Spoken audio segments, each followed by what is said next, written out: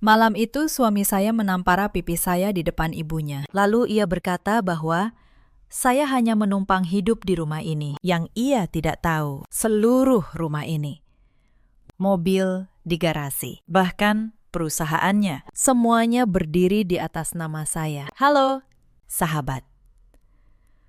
Selamat datang kembali di kanal kita. Kalau kalian percaya bahwa kesabaran punya batas dan kebenaran selalu menemukan jalannya, tonton kisah ini sampai akhir. Tinggalkan jejak kalian di kolom komentar. Nama saya Anindya, 32 tahun. Saya seorang arsitek. Selama 5 tahun saya menjadi menantu di rumah keluarga ini, di kawasan Pondok Indah. Suami saya bernama Reza, di mata orang luar.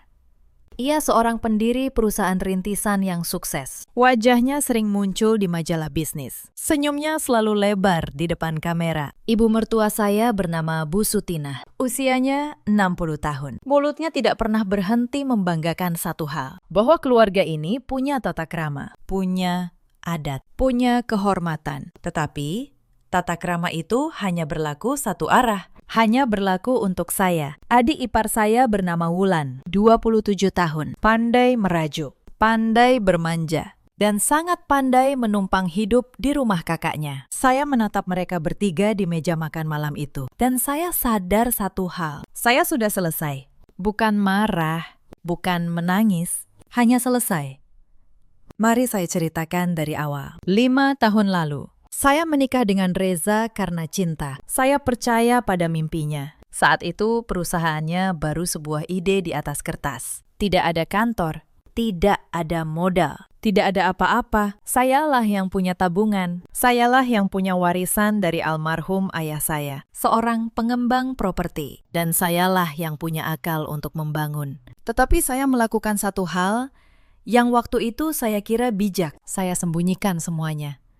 Saya tidak ingin Reza merasa kecil. Saya tidak ingin keluarganya menganggap saya menikahinya dengan uang. Jadi saya membangun semuanya secara diam-diam. Melalui seorang penasihat keuangan terpercaya bernama Pak Bowo. Rumah di Pondok Indah ini, saya yang membeli. Tetapi saya daftarkan melalui sebuah perusahaan pengelola aset yang saya kendalikan. Mobil di garasi. Modal awal perusahaan Reza. Sistem keuangan kantornya. Semuanya mengalir dari satu sumber. Dari saya. Reza tidak pernah tahu. Atau lebih tepatnya, ia memilih untuk tidak ingin tahu. Selama uang mengalir, selama hidupnya mewah. Ia tidak pernah bertanya dari mana asalnya. Saya pikir, dengan menyembunyikan kekuatan saya akan diterima sebagai menantu yang baik. Saya salah besar karena di rumah ini, orang yang diam dianggap lemah dan orang yang lemah diinjak.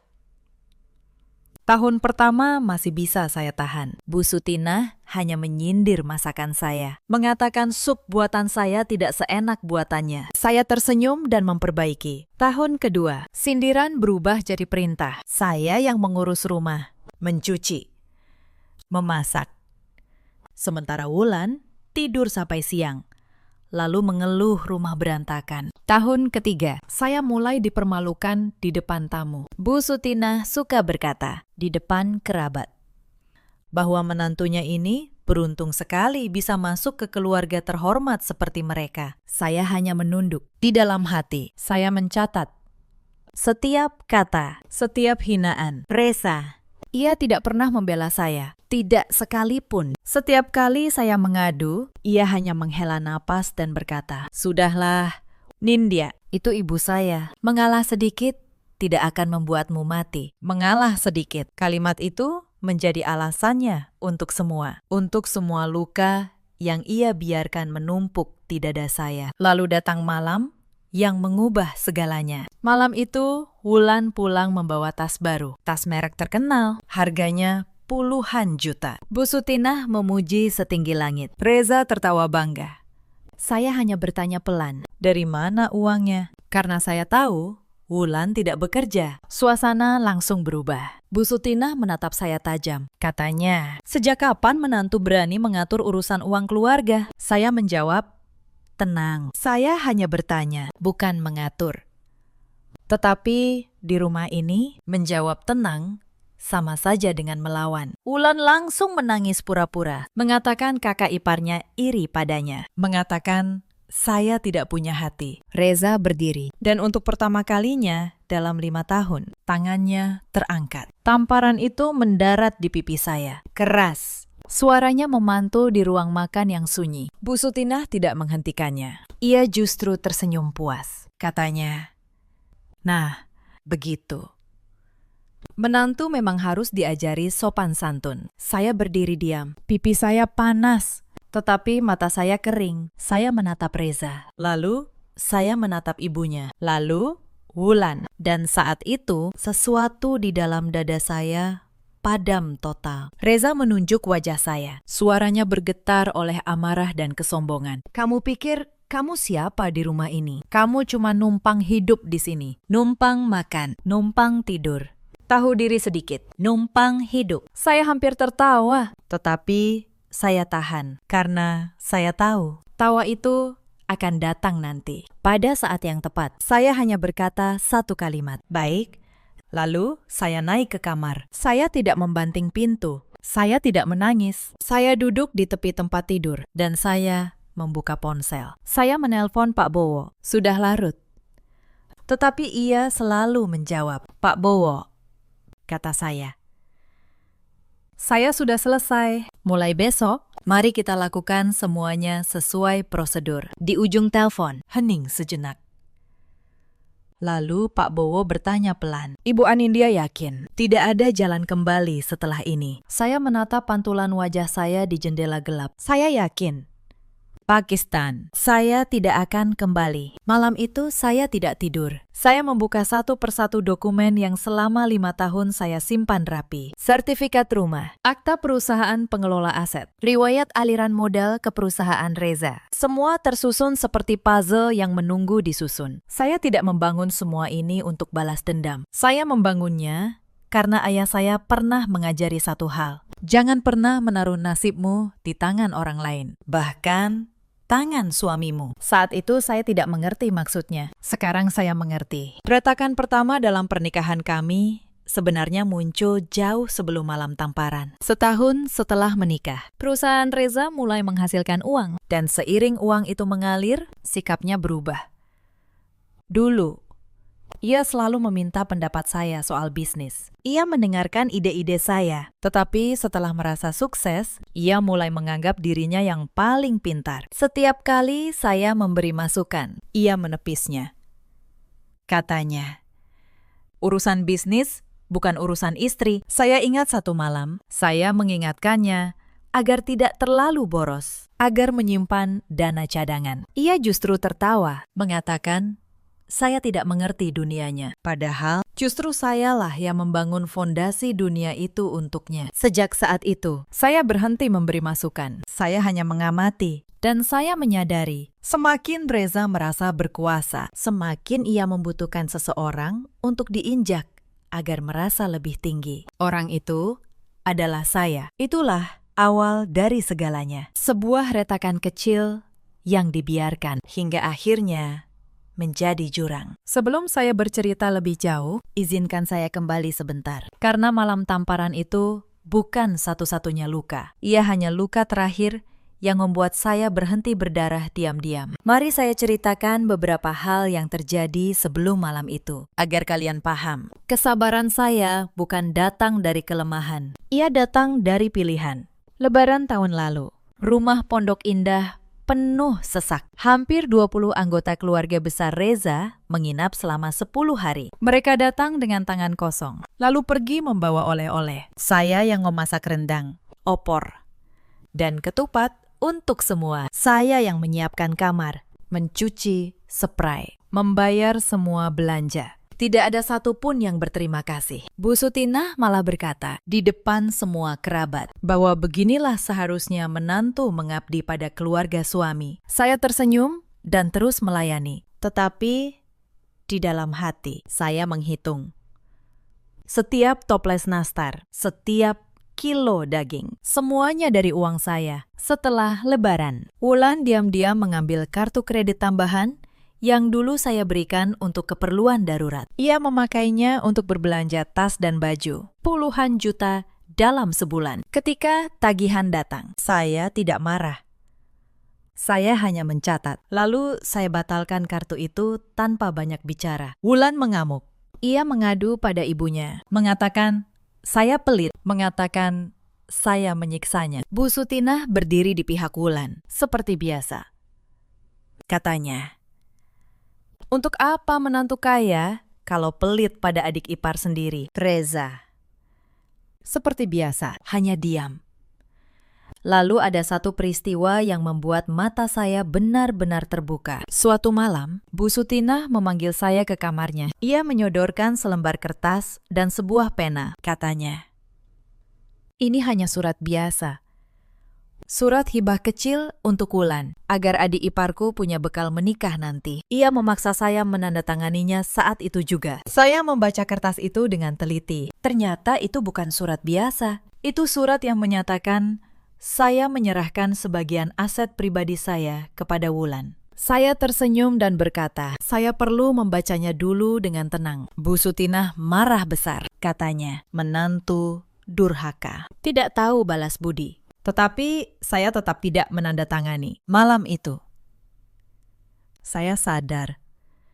Mereka tidak hanya ingin menghina saya. Mereka ingin menguras saya. Sejak malam itu, saya mulai diam-diam memindahkan dokumen-dokumen penting ke tempat yang aman. Saya menyusun semuanya bersama Pak Bowo. Mereka mengira saya menyerah. Padahal saya sedang bersiap. Lalu ada Fiona. Beberapa minggu sebelum malam tamparan, saya mulai menyadari sesuatu. Reza sering pulang larut.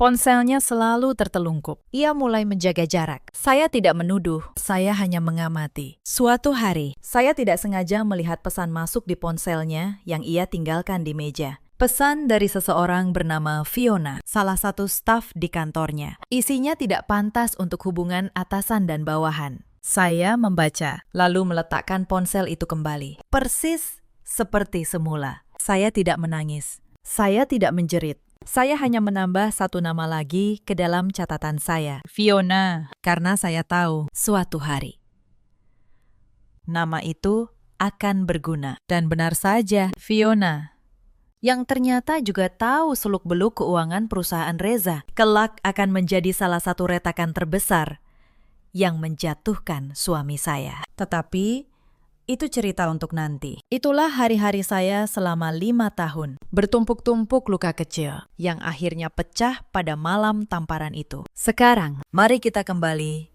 ke malam itu.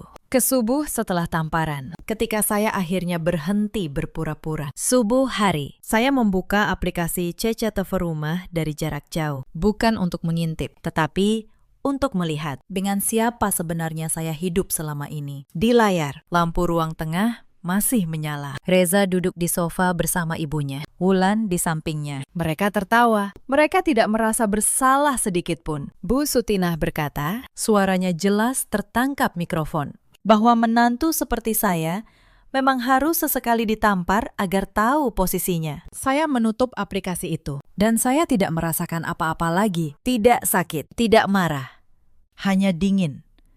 Pagi itu saya turun seperti biasa. Saya memasak sarapan. Saya menyajikan teh. Bu Sutinah dan Wulan makan tanpa berterima kasih, seperti biasa. Reza turun, melirik saya sekilas, lalu pergi tanpa sepatah kata. Mungkin ia menunggu saya minta maaf. Mungkin ia menunggu saya menangis. Tetapi saya hanya tersenyum kecil. Karena di dalam tas saya sudah ada satu dokumen yang akan ia tanda tangani tanpa membaca. Seperti biasa, selama 5 tahun. Reza punya satu kebiasaan buruk. Ia tidak pernah membaca dokumen yang saya sodorkan. Ia hanya bertanya, penting?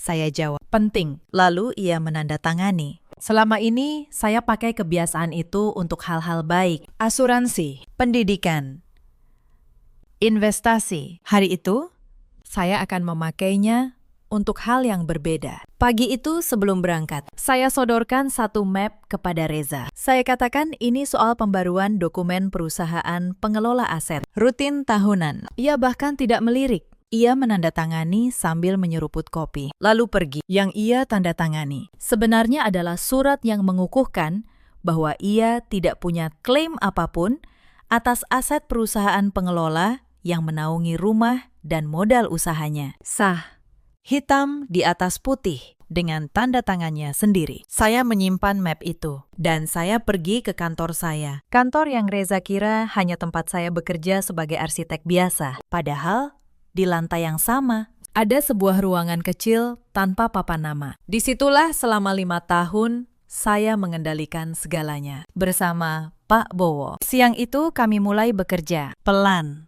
rapi, tanpa suara. Langkah pertama, saya minta Pak Bowo menyiapkan surat pemberitahuan resmi bahwa pengelola aset akan menarik fasilitas yang selama ini ditanggung. Listrik, air, dan internet rumah Pondok Indah. Semuanya selama ini dibayar melalui rekening perusahaan pengelola, bukan dari kantong Reza. Pak Bowo bertanya, apakah harus diputus sekarang juga? Belum, jawab saya. Lakukan sesuai prosedur. Kirim surat resmi dulu. Saya tidak mau mereka menuduh saya bertindak sembarangan. Pak Bowo menatap saya. Sorot matanya campuran antara iba dan lega. Katanya, Ibu sudah berubah. Saya bersandar di kursi dan berkata pelan, bukan berubah, Pakistan. Saya cuma berhenti membohongi diri sendiri. 3 hari kemudian, surat pertama tiba di rumah Pondok Indah. Saya tidak ada di sana, tetapi Pak Bowo punya kontak dengan Bu Asih, pembantu rumah yang selama ini diam-diam memihak saya. Bu Asih yang menceritakan semuanya. Surat itu menjelaskan bahwa rumah yang mereka tempati adalah aset milik perusahaan pengelola, bahwa penghuni saat ini tidak memiliki dokumen kepemilikan atas nama pribadi, dan bahwa fasilitas akan ditinjau ulang. Bu Sutina membaca surat itu sambil tertawa meremehkan. Katanya, ini pasti salah ketik. Rumah ini jelas milik anaknya. Reza pulang lebih cepat hari itu. Wajahnya mulai pucat. Ia menelepon ke sana kemari, tetapi tidak ada yang bisa menjawab pertanyaannya. Karena semua jalur mengarah ke satu pintu. Pintu yang saya kunci. Malam itu, Reza menelpon saya. Suaranya berusaha tenang. Nindya, ada surat aneh datang ke rumah. Kamu tahu sesuatu? Saya menjawab datar. Saya sedang sibuk. Mas, besok saja kita bicara. Lalu, saya menutup telepon. Tetapi malam itu, ia tidak tahu apa yang sudah menunggunya esok pagi. Esok paginya, surat kedua tiba. Kali ini, lebih tegas. Surat itu memberitahukan bahwa perusahaan pengelola aset akan mengambil alih kembali rumah Pondok Indah dalam waktu 30 hari. Penghuni diminta menyiapkan diri untuk pengosongan. Dasar hukumnya jelas. Dokumen kepemilikan, riwayat pembayaran. Semuanya atas nama perusahaan, bukan atas nama Reza. Reza langsung meledak. Ia menelpon saya belasan kali. Saya tidak mengangkat satupun. Sore itu, ia datang ke kantor saya. Pertama kalinya dalam 5 tahun, ia menginjak tempat kerja saya. Ia mengira ia datang untuk memarahi istri yang lemah. Ia tidak tahu. Ia datang ke jantung dari segala sesuatu yang ia miliki. Resepsionis menahannya di lobi. Reza membentak, mengatakan ia suami dari arsitek di sini. Resepsionis dengan sopan menjawab bahwa Ibu Anindya bukan sekedar arsitek di sini, bahwa Ibu Anindya adalah pemilik. Reza terdiam. Wajahnya berubah-ubah, antara bingung dan tidak percaya. Saya menemuinya di ruang rapat, bukan di ruangan rahasia saya. Saya tidak ingin ia tahu terlalu banyak. Belum saatnya. Saya duduk berhadapan dengannya. Tenang. Dengan secangkir teh. Apa-apaan surat itu? Nindya, katanya. Suaranya gemetar. Rumah itu rumah saya. Perusahaan itu perusahaan saya. Kamu tidak punya hak apa-apa di sana. Saya menatapnya. Lalu saya membuka map. Saya keluarkan 1 lembar. Surat yang ia tanda tangani kemarin pagi sambil menyeruput kopi. Mas, kenal tanda tangan ini? Tanya saya pelan. Reza menatap kertas itu. Wajahnya berubah pucat pasi. Ia membaca setiap kalimat. Kali ini, dengan teliti. Untuk pertama kalinya dalam hidupnya, ia membaca dokumen sampai habis. Tangannya gemetar. Ini apa? Kamu menipu saya? Tidak. Mas, jawab saya. Saya tidak menipu. Saya hanya memakai kebiasaan, Mas. Mas tidak pernah membaca apapun yang saya berikan selama 5 tahun. Apakah itu salah saya? Reza membanting kertas itu ke meja. Perusahaan saya. Itu hasil kerja keras saya. Saya tersenyum tipis. Kerja keras, Mas? Dengan modal siapa? Hening. Reza membuka mulut. Tetapi tidak ada kata yang keluar. Model awal perusahaan, Mas, 5 tahun lalu. 2 miliar rupiah. Dari mana? Mas, tanya saya. Mas ingat, atau Mas memang tidak pernah mau tahu? Reza terdiam. Karena ia tahu jawabannya. Ia selalu tahu. Ia hanya memilih untuk tidak bertanya. Saya berdiri. Mas boleh pulang. Saya tidak akan membuat keributan hari ini. Tetapi proses hukum sudah berjalan. Dan saya tidak akan menghentikannya. Reza pulang dengan tangan kosong dan kepala tertunduk. Tetapi badai sesungguhnya baru saja dimulai. Beberapa hari setelah itu, saya memutuskan kembali ke rumah Pondok Indah untuk mengambil barang-barang pribadi saya. Bukan barang mahal, hanya foto-foto almarhum ayah saya, beberapa buku, dan kotak kenangan kecil. Saya datang ditemani Pak Bowo dan 1 orang dari tim hukum agar semuanya berjalan tertib. Begitu saya masuk, Bu Sutina langsung menghadang di pintu. Wajahnya merah padam.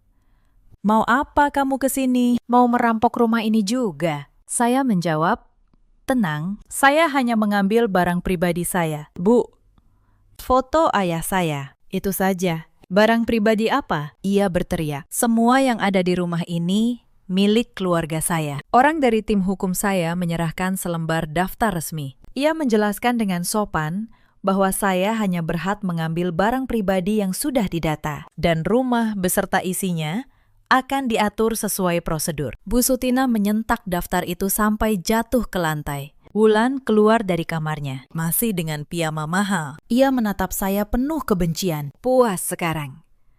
Mbak, kami sudah jatuh. Kamu mau kami mati? Saya menatap Wulan. Gadis yang selama 5 tahun memakai uang saya tanpa pernah berterima kasih. Wulan, kata saya pelan. Saya tidak pernah ingin kalian mati. Saya hanya ingin berhenti menjadi orang yang kalian injak. Itu saja. Wulan tidak menjawab. Ia hanya menangis. Kali ini tanpa drama. Mungkin untuk pertama kalinya ia menangis sungguhan. Tas-tas mewah di kamarnya tetap di sana. Tetapi semuanya kini terasa seperti barang sisa dari hidup yang tidak pernah benar-benar menjadi miliknya. Saya mengambil kotak kenangan saya, foto ayah saya. Pria yang mengajari saya untuk tidak pernah menaruh nasib di tangan orang lain. Saya peluk kotak itu. Lalu saya berjalan keluar tanpa menoleh lagi. Di ambang pintu, saya berhenti sebentar. Saya menatap rumah yang selama 5 tahun terasa seperti penjara. Rumah yang sebenarnya milik saya, tetapi tidak pernah terasa seperti rumah. Lalu, saya melangkah pergi. Malam itu juga, di rumah Pondok Indah, terjadi pertengkaran besar. Bu Asi menceritakan semuanya kepada Pak Bowo, dan Pak Bowo kepada saya. Bu Sutina, yang akhirnya sadar bahwa pujian yang ia sebar selama ini tentang anaknya yang sukses ternyata dibangun di atas uang menantu yang ia hina. Wajahnya seperti baru ditarik penutup mata. Ia berteriak pada Reza, jadi selama ini ibu pamer ke semua orang kalau anak ibu hebat, mandiri, sukses. Padahal itu semua uang istrimu. Kamu ini suami macam apa, Reza? Yang terdesak balik membentak.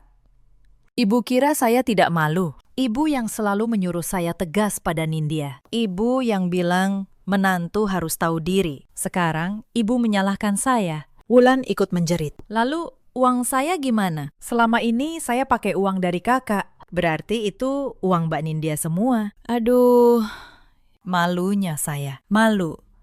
Reza tertawa getir.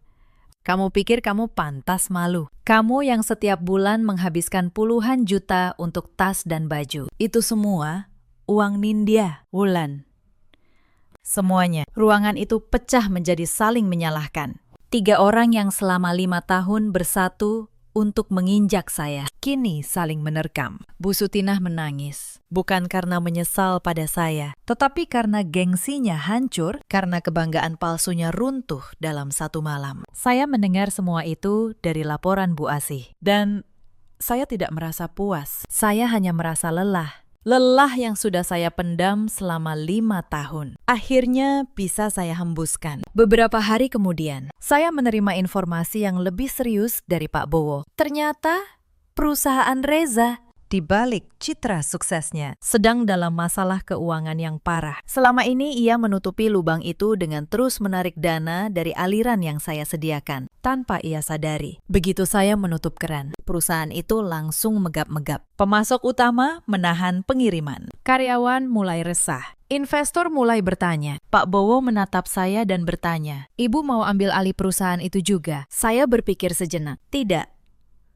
Pakistan, perusahaan itu biar dia urus sendiri. Saya hanya ingin yang menjadi hak saya. Rumah dan aset yang memang saya bangun. Saya tidak rakus. Saya hanya ingin keadilan, tetapi keadilan bagi orang seperti Reza terasa seperti kekejaman. Tidak lama setelah itu, sebuah peluang datang dengan sendirinya. Pak Bowo menelpon saya. Suaranya tenang, tetapi ada nada serius. Katanya, dugaan saya benar 100%. Seseorang dari dalam perusahaan Reza ingin menjual bukti-bukti penyimpangan keuangan. Orang itu adalah Fiona. Ternyata ketika perusahaan mulai goyah, Reza dan Fiona berselisih. Fiona yang tahu terlalu banyak memilih menyelamatkan diri. Ia menawarkan bukti-bukti itu dengan harga 120 juta rupiah. Saya tertawa kecil di dalam hati. 120 juta terdengar besar. Tetapi dibandingkan dengan kehancuran reputasi yang sedang mengancam Reza, angka itu hanya sekedar biaya parkir bagi Fiona untuk melarikan diri dengan aman. Saya tidak langsung mengambilnya. Saya berpikir matang. Apakah saya butuh bukti itu? Sebenarnya tidak. Dokumen yang saya miliki sudah lebih dari cukup. Tetapi saya ingin tahu sejauh mana Reza sudah tenggelam. Maka saya hanya meminta Pak Bowo memantau, bukan membeli. Dan dari sanalah saya tahu perusahaan Reza ternyata jauh lebih bobrok dari yang saya kira. Suatu siang, melalui akses administrator lama yang dulu saya pakai saat membantu membangun sistem keamanan IT perusahaan itu, saya masuk sekali saja, hanya untuk memantau, bukan untuk merusak. Di layar monitor, saya melihat Reza di dalam ruang rapat kantornya. Lengan kemejanya digulung sampai siku. Rambutnya basah oleh keringat dingin. Di hadapannya, 2 orang staf duduk dengan wajah ketakutan. Salah satu staf melapor dengan suara terbata bahwa pemasok utama menahan pengiriman, bahwa gaji karyawan terancam telat, bahwa beberapa investor sudah menarik dana. Reza menggebrak meja. Ia berteriak, menyalahkan semua orang, kecuali dirinya sendiri. Pria yang dulu begitu tenang di depan kamera majalah, kini tampak seperti orang yang kehilangan pijakan. Saya menutup akses itu. Dan saya tidak masuk lagi. Saya hanya ingin tahu satu hal, dan saya sudah tahu. Reza sedang tenggelam. Dan ia tenggelam karena perbuatannya sendiri. Karena terdesak uang. Reza mulai melakukan hal-hal nekat. Bu Asih menelpon Pak Bowo suatu pagi. Suaranya panik. Katanya, Reza sedang mengobrak-abrik kamar, mencari kotak perhiasan saya. Perhiasan itu, beberapa batang emas, dan beberapa gram emas warisan ibu saya. Memang saya simpan di rumah. Reza berniat menjualnya untuk menambah lubang di perusahaannya. Ia mengira, sebagai suami, ia berhak atas semua milik saya. Untungnya, saya sudah memindahkan perhiasan itu ke tempat aman berminggu-minggu sebelumnya. Yang ia temukan hanya kotak kosong. Bu Asih bercerita, Reza membanting kotak itu sampai pecah, lalu memaki tidak karuan. Saya hanya menghela napas mendengarnya. Pria yang dulu saya cintai, kini rela menjual warisan istrinya demi menyelamatkan gengsinya sendiri. Sementara itu, Bu Sutinah menempuh cara lain. Ia mulai menghubungi para kerabat. Ia menyebarkan cerita versinya sendiri, bahwa saya menantu yang tega menelantarkan keluarga suami di saat susah. Ia mengumpulkan kerabat untuk menekan saya. Suatu sore, beberapa kerabat Reza datang ke kantor saya. Mereka bicara dengan nada menggurui. Katanya, sebagai istri, sebagai menantu, saya harus mengalah. Bahwa rumah tangga itu soal pengorbanan. Bahwa perempuan baik tidak akan membiarkan suaminya hancur. Saya dengarkan semuanya dengan tenang. Lalu, saya bertanya satu hal. Saya bertanya, ketika suami saya menampar saya di depan ibunya, apakah ada satupun dari mereka yang datang membela saya? Ruangan itu hening. Tidak ada yang bisa menjawab. Saya berdiri. Saya katakan dengan sopan bahwa saya menghargai kunjungan mereka. Tetapi keputusan saya sudah bulat. Lalu saya persilakan mereka pulang. Mereka pergi dengan wajah tidak puas. Tetapi mereka tidak bisa berbuat apa-apa. Karena nasihat tidak bisa melawan dokumen. Dan air mata tidak bisa melawan tanda tangan. Tetapi mereka belum menyerah. Justru di titik inilah mereka memilih jalan paling berbahaya. Minggu berikutnya, Reza mendatangkan seorang pengacara. Ia mencoba menggugat balik. Mengklaim bahwa sebagai suami, ia berhak atas harta bersama. Saya menyiapkan diri dengan tenang, karena saya tahu satu hal yang ia tidak tahu. Semua aset itu dibangun sebelum dan di luar harta perkawinan, melalui badan hukum terpisah. Dan ada tanda tangannya sendiri yang melepaskan klaim. Hitam di atas putih. Pengacaranya, begitu membaca dokumen yang Pak Bowo serahkan, langsung terdiam. Lalu menyarankan Reza untuk berdamai. Karena melawan hanya akan memperburuk keadaan. Tetapi Reza dan keluarganya tidak menyerah semudah itu. Mereka memilih jalan terakhir. Orang yang sudah kalah. Mereka mencoba mempermalukan saya di depan umum. Suatu pagi, sebuah video tersebar di media sosial. Video itu menampilkan Bu Sutina duduk dengan baju daster lusuh. Mata bengkak seolah habis menangis semalaman. Wulan duduk di sampingnya. Sesekali menyeka air mata yang dibuat-buat. Reza tidak terlihat dalam video. Tentu saja, ia tidak berani menunjukkan wajahnya. Dalam video itu, Bu Sutina berbicara dengan suara bergetar. Katanya, ia hanya seorang janda tua, bahwa menantu perempuannya begitu kejam. Mengusir keluarga suami dari rumah sendiri. Merampas segalanya. Tidak punya hati nurani. Video itu viral. Komentar membanjir. Banyak yang mengasihani Bu Sutina, banyak yang menghujat saya. Perempuan yang mereka kira tega mengusir mertua tua. Pak Bowo panik. Ia menelpon saya.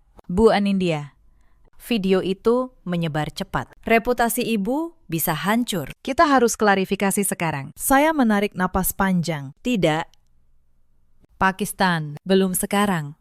Tapi mereka memfitnah ibu di depan ribuan orang. Saya tahu, kata saya. Tenang. Tetapi orang yang berteriak paling keras, biasanya yang paling takut. Biarkan mereka berteriak dulu. Saya punya sesuatu yang lebih kuat daripada air mata. Selama 2 hari, saya diam. Hujatan terus mengalir. Beberapa teman saya menelpon. Khawatir. Tetapi saya tetap diam. Karena emosi bisa membuat dada sesak. Emosi bisa menyiksa batin. Tetapi emosi tidak boleh membuat tangan gemetar saat mengambil keputusan. Itu prinsip yang saya pelajari selama 5 tahun. Saya menunggu satu hal. Saya menunggu mereka menggali lubang mereka sendiri lebih dalam. Dan benar saja, karena merasa video pertama berhasil. Wulan jadi besar kepala. Ia membuat siaran langsung sendiri. Dalam siaran itu, ia bercerita panjang lebar, menambah-nambahi, mendramatisir. Tetapi orang yang berbohong selalu lupa pada detail. Dalam siaran itu, Wulan tanpa sadar menyebutkan beberapa hal. Ia menyebut tas-tas mewahnya. Ia menyebut gaya hidupnya yang glamor. Ia menyebut betapa mereka dulu hidup berkecukupan. Ia lupa. Semua itu justru membuktikan satu hal, bahwa keluarga yang mengaku dizalimi itu selama ini hidup mewah dari uang yang bukan milik mereka. Saat itulah saya bergerak. Saya tidak membuat video tangisan. Saya tidak membalas hujatan. Saya hanya merilis satu pernyataan resmi melalui Pak Bowo, disertai dokumen-dokumen yang sah. Pernyataan itu singkat, Tidak ada amarah, tidak ada air mata, hanya fakta bahwa rumah Pondok Indah adalah aset milik perusahaan pengelola yang sah dengan dokumen lengkap, bahwa proses pengosongan dilakukan sepenuhnya sesuai prosedur hukum melalui mediator resmi, bahwa tidak ada pihak manapun yang diusir secara semena-mena. Saya lampirkan riwayat aliran dana selama 5 tahun. Saya tidak menyebut nama siapa-siapa. Saya tidak perlu. Angka-angka itu berbicara sendiri. Opini publik berbalik dalam semalam. Orang-orang yang tadinya menghujat saya, kini menghapus komentar mereka. Yang tadinya mengasihani Bu Sutinah, kini mempertanyakan kebenaran tangisannya. Video Wulan yang glamor itu diputar ulang berkali-kali sebagai bukti. Reza menelpon saya. Kali ini dengan nada yang sama sekali berbeda. Suaranya memohon. Nindya, tolong tarik pernyataan itu. Ini akan menghancurkan kami semua. Saya menjawab dengan tenang. Mas, dulu waktu Mas menampar saya di depan Ibu Mas, apakah Mas berpikir itu akan menghancurkan saya? Hening di ujung telepon. Saya tidak menyebar fitnah. Mas, lanjut saya hanya menaruh kebenaran di tempatnya. Kalau kebenaran itu menghancurkan kalian, itu bukan salah saya, itu salah pilihan kalian. Lalu saya menutup telepon, dan saya tahu kali ini tidak ada lagi yang bisa mereka lakukan. Tibalah hari mediasi resmi. Ruangan itu dingin dan formal. Mediator duduk di tengah. Pengacara saya, yang ditunjuk Pak Bowo, duduk di sebelah saya. Tenang dan rapi. Di seberang meja, duduk Reza bersama pengacaranya. Bu Sutinah dan Wulan duduk di kursi pengunjung. Wajah mereka tidak lagi sombong, hanya pucat dan tegang. Mediator membuka sidang. Agenda mediasi hari ini adalah membahas perceraian, serta pembagian harta dan kewajiban finansial. Reza segera angkat bicara, seolah ia sudah menghafal naskahnya semalaman. Kami menikah 5 tahun. Saya menuntut pembagian harta bersama yang adil, terutama rumah di Pondok Indah. Karena saya juga berkontribusi merawat properti itu. Saya menatap Reza tanpa rasa terkejut. Saya sudah menduga ia akan bermain di kartu ini. Pengacara saya membuka map. Satu persatu dokumen diletakkan di meja mediator. Sertifikat, akta, riwayat dana, dan terakhir, surat pelepasan klaim yang ditandatangani Reza sendiri sambil menyeruput kopi. Di pagi yang ia bahkan tidak ingat, pengacara saya berbicara tenang. Rumah ini bukan harta bersama. Rumah ini adalah aset perusahaan pengelola yang dibeli sebelum perkawinan dengan dana pribadi klien kami. Klien Bapak Reza telah menandatangani surat pelepasan klaim atas aset tersebut. Ini tanda tangannya. Reza menatap kertas itu. Wajahnya kehilangan seluruh warna. Pengacaranya sendiri menunduk, lalu berbisik pada Reza. Ada momen panjang ketika Reza membuka mulut, tetapi tidak ada kata yang keluar. Bu Sutinah dari kursi pengunjung tiba-tiba berdiri. Ini tidak adil. Menantu saya ini benar-benar tidak punya hati. Kalian semua main-main. Mediator menatapnya dengan tenang. Bu, mohon tenang. Semua yang dibahas di sini berdasarkan dokumen sah. Kalau Ibu keberatan, silakan tunjukkan dokumen tandingan. Bu Sutinah terdiam. Karena ia tidak punya apa-apa, tidak ada satu lembar pun. Lalu Reza, dalam keputusasaannya, mencoba kartu terakhir. Ia menuduh saya menyalahgunakan akses ke perusahaannya. Ia menuduh saya mencuri data. Pengacara saya tersenyum tenang. Ia menjelaskan bahwa klien kami adalah salah satu pembangun sistem keamanan perusahaan itu sejak awal, dengan izin yang sah saat itu. Dan klien kami tidak pernah mengambil apapun. Justru, kami punya catatan bahwa ada pihak internal, seorang staf bernama Fiona, yang berniat menjual data perusahaan keluar. Dan pihak itu bukan klien kami. Wajah Reza berubah seketika mendengar nama Fiona disebut. Ia tahu betul siapa Fiona dan apa hubungan mereka.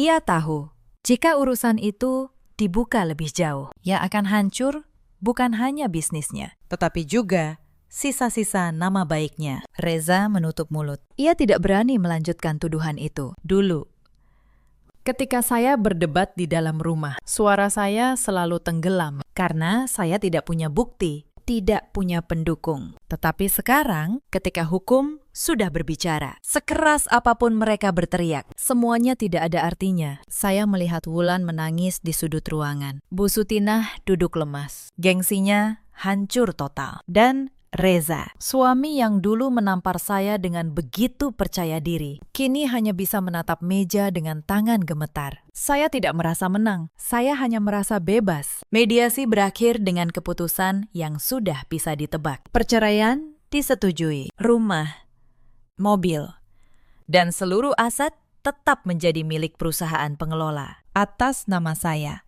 Reza tidak mendapat apa-apa karena memang dari awal tidak ada yang menjadi miliknya. Saya keluar dari ruangan itu dengan langkah ringan. Untuk pertama kalinya dalam 5 tahun, saya bisa bernapas lega. Selama 30 hari masa pengosongan, Reza beberapa kali mencoba menghubungi saya. Nada suaranya berubah-ubah. Kadang marah, kadang memohon, kadang mencoba memancing rasa iba. Suatu malam, ia datang lagi ke kantor saya. Kali ini tanpa amarah. Ia duduk di depan saya. Dan untuk pertama kalinya, ia menangis. Mindya, katanya, saya salah. Saya tahu saya salah.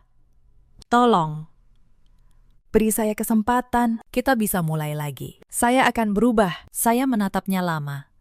Pria yang dulu saya cintai, yang mimpinya pernah saya percayai, yang demi dirinya, saya rela menyembunyikan seluruh kekuatan saya selama 5 tahun. Sekarang ia duduk di hadapan saya, hancur. Saya akui, ada sebersit rasa di dada saya. Tetapi itu bukan cinta. Itu hanya bayangan dari cinta yang sudah lama mati. Mas, kata saya pelan, kalau Mas datang menangis seperti ini sebelum tamparan itu, mungkin ceritanya akan berbeda. Tetapi Mas tidak menangis waktu itu. Mas justru tersenyum melihat ibu Mas puas. Air mata yang datang setelah semuanya hilang, bukan penyesalan. Mas, itu hanya rasa takut kehilangan. Reza menunduk. Ia tidak bisa membantah. Saya sudah memaafkan, Mas. Lanjut saya. Bukan untuk Mas, tetapi untuk diri saya sendiri. Supaya saya bisa berjalan tanpa membawa beban. Tetapi memaafkan bukan berarti kembali. Reza pergi malam itu dengan tangan kosong. Untuk kesekian kalinya. Dan ia tidak pernah datang lagi. Saya kira semuanya akan selesai setelah mediasi. Saya kira badai akan reda perlahan. Seperti panci air mendidih yang apinya baru saja dimatikan. Tetapi roda kehidupan tidak selalu berputar seperti yang kita kira. Kadang kesalahan tidak berhenti pada goresan tanda tangan di selembar kertas. Kesalahan baru benar-benar berakhir ketika pelakunya menelan habis buah pahit yang mereka tanam sendiri. Setelah perceraian, mereka harus mengosongkan rumah Pondok Indah dalam 30 hari. Hari pengosongan itu, saya tidak datang.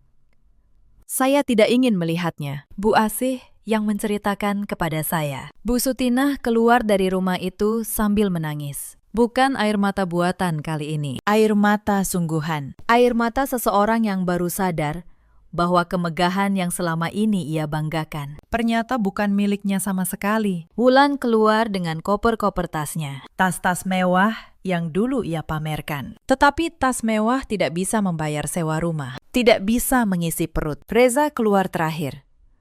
Ia berdiri di depan rumah yang dulu ia kira miliknya. Lama sekali.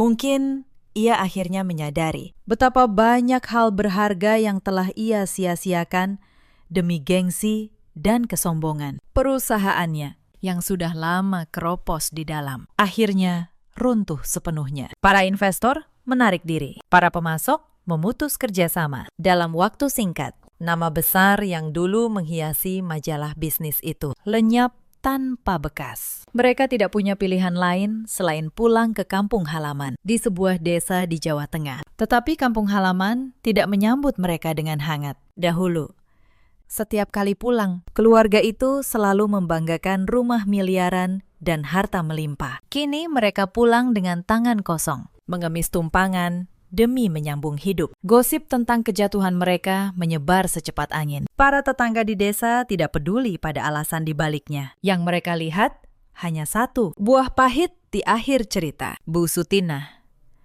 yang dulu memandang rendah pekerjaan kasar, kini terpaksa menelan gengsinya dalam-dalam. Ia menjadi buruh cuci piring serabutan di sebuah warung makan di pinggir jalan lintas provinsi. Wulan, yang dulu terbiasa menghabiskan malam dengan gaya hidup mewah di pusat kota, kini menjadi buruh di sebuah pabrik garmen. Ia harus berdiri belasan jam sehari, dengan upah yang dulu mungkin tidak cukup untuk membeli satu tasnya. Dan Reza, sang pendiri yang dulu begitu dipuja, kini berpindah dari satu pekerjaan serabutan ke pekerjaan lain. Tidak ada yang mempercayainya lagi. Karena di dunia bisnis, nama yang sudah hancur, sulit sekali dibangun kembali. Saya tidak ikut campur dalam semua itu. Saya tidak menekan, saya tidak memaksa.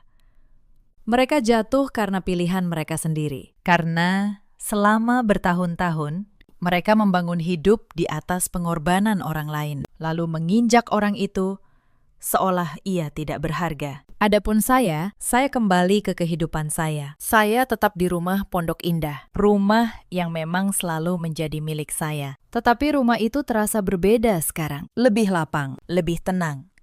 Saya melanjutkan pekerjaan saya sebagai arsitek. Tidak lagi sembunyi-sembunyi. Saya tidak perlu lagi menyembunyikan kemampuan saya demi membuat orang lain merasa besar. Pak Bowo, suatu hari, bertanya kepada saya, "Bu Anindya, apakah ibu menyesal? Menyesal pernah menyembunyikan semuanya selama 5 tahun. Saya berpikir sejenak, lalu saya menjawab, sedikit.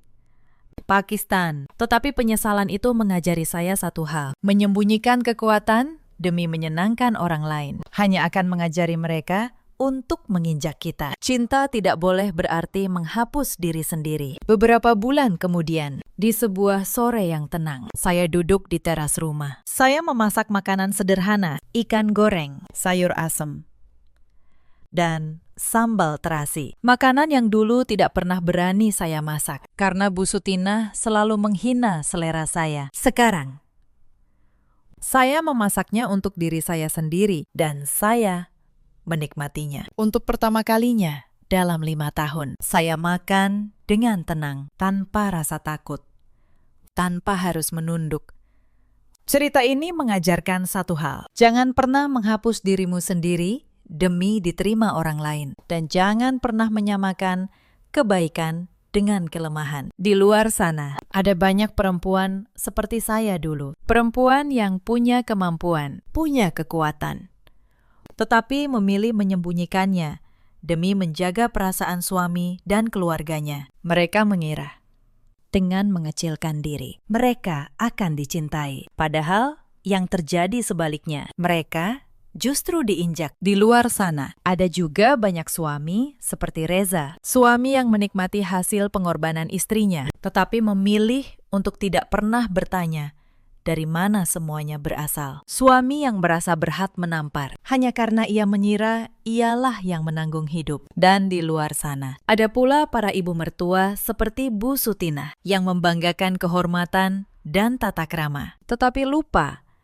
bahwa kehormatan sejati tidak datang dari menginjak orang lain. Bu Sutina kini mencuci piring di warung pinggir jalan. Wulan berdiri di pabrik garmen. Reza berpindah dari satu pekerjaan ke pekerjaan lain, membawa nama yang sudah hancur. Sementara saya, perempuan yang dulu mereka kira hanya menumpang hidup, kini berdiri tegak di rumah yang memang selalu menjadi milik saya. Dalam hidup, kita selalu punya pilihan. Kita bisa memilih untuk terus menunduk atau memilih untuk berdiri. Saya memilih untuk berdiri. Ceritakan kisah kalian di kolom komentar. Apakah kalian pernah berada di posisi seperti saya? Bagikan, supaya perempuan lain di luar sana tahu bahwa mereka tidak sendirian. Terima kasih sudah menemani sampai akhir. Sampai jumpa di kisah berikutnya. Malam itu, rumah keluarga Pratama penuh tawa. Mereka menyalakan lampu teras, memanggang sate, dan bersulang seolah baru memenangkan sesuatu yang besar. Surat cerai sudah ditandatangani siang tadi. Bagi mereka, saya sudah pergi dengan tangan kosong. Tidak ada rumah, tidak ada tanah, tidak ada apapun. Ibu mertua saya mengangkat gelasnya tinggi-tinggi. Katanya, akhirnya rumah ini bersih dari menantu yang cuma numpang. Mereka tertawa. Mereka mengira tanah seluas itu. Tanah di pondok yang nilainya hampir 120 miliar rupiah. Sudah resmi jatuh ke tangan mereka. Tapi 2 jam kemudian, notaris menelpon. Lalu pegawai Badan Pertanahan menelpon. Dan satu persatu, wajah di meja itu berubah pucat. Karena nama yang tertera di sertifikat tanah itu, dari awal sampai akhir, bukan nama mereka. Halo, sahabat kisah nyata. Selamat datang kembali di kanal ini, tempat kita merenungkan kisah-kisah rumah tangga yang penuh luka, pengkhianatan, dan karma yang datang tepat pada waktunya. Kalau kalian belum subscribe, tekan tombol merah itu dan nyalakan lonceng agar tidak ketinggalan cerita selanjutnya. Mari kita mulai.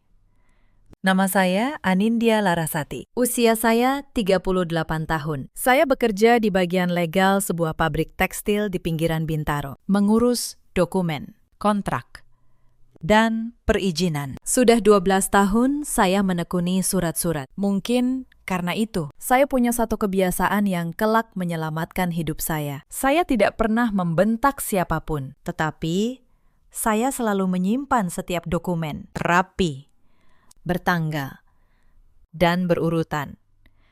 Saya menikah dengan Reza Pratama 7 tahun yang lalu. Kami punya seorang putri, Kayla, yang kini berusia 6 tahun. Dari luar, rumah tangga kami terlihat biasa saja. Reza, seorang makelar pengurusan dokumen dan jual beli tanah. Orang menyebutnya pria yang sopan, pandai bicara, tidak suka mabuk, tidak berjudi. Tetangga sering memujinya. Namun, setelah bertahun-tahun hidup bersamanya, saya mengerti satu hal. Ada jenis pria yang tidak perlu memukul untuk melukai istrinya. Mereka cukup diam.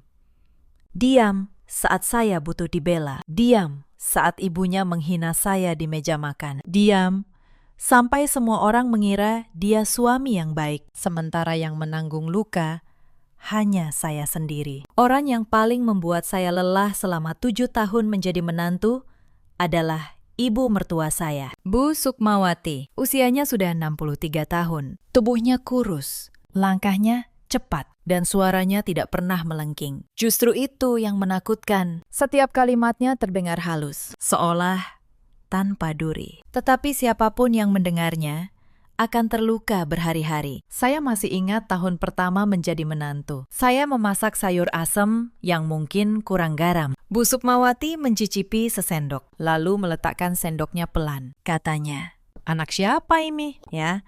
Masaknya seperti orang yang belum pernah pegang dapur. Dia tidak berteriak, dia tersenyum. Justru senyum itu yang membuat saya menunduk, menyembunyikan mata yang panas. Kalau saya pulang kerja terlambat, dia akan berkata di depan tamu, "Perempuan yang sudah bersuami dan punya anak harusnya tahu diri, pulang malam-malam. Nanti orang ngomong." Ketika saya melahirkan Kayla, dia tidak pernah terang-terangan menyebut soal anak laki-laki. Tetapi setiap pulang dari kondangan, dia akan berkata setengah bercanda, "Rumah orang ramai. Ada cucu laki-laki, lengkap rasanya." Saya menelan semua itu. Saya selalu menghibur diri. Ibu mertua sudah tua. Mungkin maksudnya baik, mungkin dia hanya kaku. Selama bertahun-tahun, saya memaafkan 9 dari 10 kesalahan dengan kalimat yang sama, berulang-ulang. Adik ipar saya, Wulan, berusia 30 tahun. Dia belum menikah, tinggal menumpang di rumah ibunya, dan punya bakat khusus dalam satu hal, membakar api. Setiap kali Bu Sukmawati mulai menyindir, Wulan akan menambahkan sedikit minyak. "Iya, Bu, Mbak Anindya kan sibuk kerja, mana sempat ngurus rumah." Dan Reza, suami saya, akan menunduk menatap piringnya, seolah tidak mendengar apa-apa. Bertahun-tahun saya pikir kesabaran adalah kebajikan. Saya pikir kalau saya cukup sabar, rumah tangga ini akan tenang. Saya keliru. Kesabaran yang saya berikan ternyata hanya membuat mereka semakin yakin bahwa saya tidak akan pernah melawan. Tetapi ada satu hal yang tidak mereka ketahui. Tanah yang menjadi pondasi seluruh kekayaan keluarga ini. Tanah tempat mereka membangun mimpi. Bukan milik mereka. Itu warisan dari kakek saya. Dan saya tahu persis di mana setiap surat tentang tanah itu disimpan. Mari saya ceritakan dari awal bagaimana semua ini bermula. Kakek saya, Almarhum kakek Suryo dulu memiliki sebidang tanah luas di kawasan pondok. Dulu itu hanya kebun dan sawah. Tetapi kota tumbuh, jalan tol dibangun, dan tanah yang dulu murah itu kini bernilai ratusan miliar. Sebelum meninggal, kakek memanggil saya. Dia menggenggam tangan saya dan berkata pelan, "Dek, tanah ini untukmu dan anak-anakmu. Jangan pernah kau lepas. Orang akan datang dengan 1000 cara untuk mengambilnya. Tugasmu cuma satu, simpan suratnya. Dan jangan pernah tanda tangan apapun tanpa berpikir." Saya tidak pernah lupa kalimat itu. Yang tidak diketahui keluarga Pratama adalah hal ini. Pak Tono, paman saya dari pihak ibu, adalah seorang notaris senior. Setahun sebelum kakek meninggal, kakek dan Pak Tono mengurus akta hibah secara resmi. Sertifikat tanah pondok itu dibalik nama dari kakek Suryo menjadi atas nama saya, Anindya Larasati. Sah, terdaftar di Badan Pertanahan, lengkap dengan akta hibah dan bukti pajak. Tetapi saya tidak pernah memamerkannya. Reza tahu ada tanah warisan, tetapi dia mengira tanah itu masih atas nama almarhum kakek. Belum diurus, belum jelas. Saya membiarkan dia berpikir begitu, bukan karena saya licik. Saya hanya teringat pesan kakek, jangan pernah lepas dan jangan pernah pamer selama bertahun-tahun. Keluarga Pratama memperlakukan tanah itu seolah milik mereka. Reza sering membawa calon pembeli melihat-lihat, berkata bahwa suatu hari tanah itu akan jadi rumah besar untuk keluarganya. Bu Sukmawati bahkan sudah merancang. Di sudut mana rumah Wulan akan dibangun? Di sudut mana garasi mobil? Mereka berhitung di atas tanah yang sebenarnya bukan punya mereka. Saya diam saja. Saya pikir selama tidak ada yang menyakiti saya terlalu jauh, biarlah. Tetapi tahun ini semuanya berubah.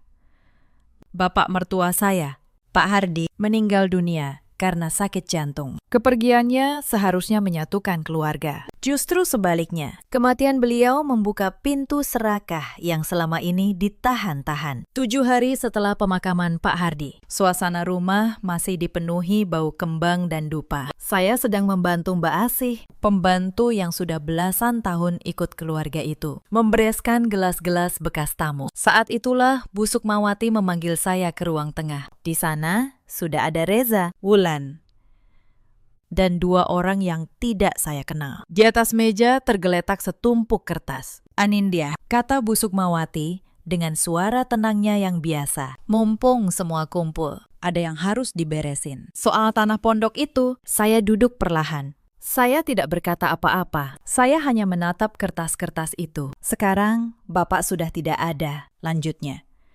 "Tanah itu kan peninggalan keluarga. Biar rapi. Kamu tanda tangan surat pelepasan ini. Nanti tanah dibalik nama ke Wulan. Biar gampang ngurusnya. Toh kamu perempuan. Sebentar lagi cerai pun bisa." Kata cerai itu meluncur begitu enteng, seolah sudah lama mereka rencanakan. Saya merasakan dingin menjalar di tengkuk, tetapi wajah saya tetap datar. Reza menyahut pelan. "Iya, demi nama baik keluarga. Min, jangan bikin ribet." Saya memandangi suami saya, pria yang 7 tahun tidur di sebelah saya. Dia tidak berani menatap mata saya. Saya berkata, "Saya pelajari dulu suratnya." "Ya, Bu. Tidak baik tanda tangan dokumen tanpa dibaca." Wajah Bu Sukmawati mengeras sedikit, tetapi dia tersenyum. "Ya sudah, jangan lama-lama. Keluarga ini butuh kepastian." Malam itu, saya membawa salinan surat itu pulang ke kamar. Saya membacanya kalimat demi kalimat. Surat itu menyebutkan bahwa saya, sebagai menantu, melepaskan segala hak atas tanah pondok kepada keluarga Pratama. Yang membuat saya hampir tertawa getir adalah satu hal. Surat itu ditulis seolah-olah tanah itu milik keluarga Pratama, dan saya hanya menumpang klaim. Mereka bahkan tidak tahu bahwa sertifikat asli tanah itu sudah lama atas nama saya. Beberapa hari berikutnya, Wulan mulai bergerak. Dia datang ke kamar saya, membawa map coklat. Di dalamnya ada surat keterangan tanah, lengkap dengan peta bidang, yang menyatakan batas-batas tanah pondok sebagai bagian dari warisan almarhum Pak Hardi. "Ini bukti dari pihak desa, Mbak," kata Wulan dengan nada manis yang dibuat-buat. Tanah itu memang masuk warisan Bapak. Mbak nggak punya hak apa-apa sebenarnya. Saya membalik-balik kertas itu. Saya tahu betul bagaimana dokumen tanah yang sah seharusnya terlihat. Surat di tangan Wulan itu tidak punya nomor sertifikat, tidak punya stempel Badan Pertanahan, hanya tanda tangan kepala dusun yang entah didapat bagaimana. Itu kertas palsu yang dibuat untuk menakut-nakuti saya. Saya mengembalikan map itu pelan. Terima kasih, Wulan.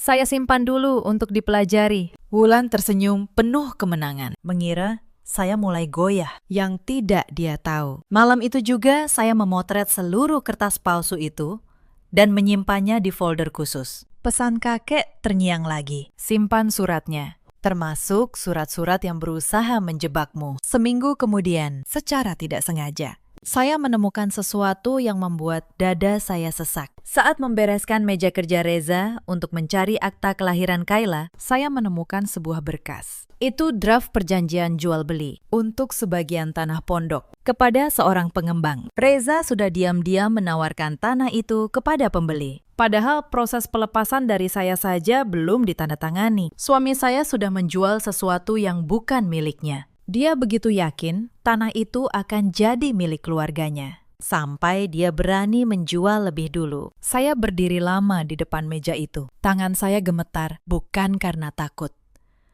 tetapi karena marah yang dingin. Saya tidak berteriak. Saya hanya memfoto draft itu, halaman demi halaman, lalu meletakkannya kembali persis seperti semula. Tetapi pengkhianatan terbesar belum datang. Sementara itu, tekanan di rumah semakin terasa setiap hari. Bu Sukmawati mulai memperlakukan saya seolah saya sudah bukan bagian dari keluarga. Di meja makan, piring saya tidak lagi disiapkan. Saat saya pulang kerja, pintu kamar sering dikunci dari dalam, memaksa saya menunggu di ruang tamu seperti tamu yang tidak diharapkan. Wulan dengan terang-terangan memindahkan barang-barang saya, mengatakan kamar itu akan segera dipakai untuk keperluan lain. Saya menanggung semua itu dalam diam. Tetapi setiap penghinaan saya catat dalam ingatan. Setiap kelakuan saya simpan. Bukan untuk membalas dengan kemarahan, tetapi karena saya tahu suatu hari kebenaran akan butuh saksi. Suatu sore, Mbak Asih menahan saya di dapur. Wajahnya gelisah. Dia melirik ke arah ruang tengah, memastikan tidak ada orang. Bu Anin, bisiknya. Saya nggak enak mau ngomong, tapi saya nggak tahan lihat ibu diperlakukan begini. Saya menatapnya. Ada apa, Mbak? Dia menghela napas berat. Pak Reza sering ketemu sama Mbak Ratih yang katanya sahabat ibu itu. Mereka beberapa kali kesini waktu ibu kerja. Saya yang bukain pintu. Nama Ratih membuat seluruh tubuh saya membeku. Ratih adalah sahabat saya sejak kuliah. Dialah orang yang saya percaya melebihi siapapun. Dia yang menemani saya saat melahirkan Kayla. Dia yang saya anggap saudara. Berapa kali dia datang ke rumah ini, menggendong Kayla, makan di meja saya, dan tersenyum di depan saya. Malam itu, saya melakukan sesuatu yang tidak pernah saya lakukan sebelumnya. Saya membuka ponsel Reza saat dia tertidur. Saya tidak butuh waktu lama. Pesan-pesan itu ada di sana. Jelas.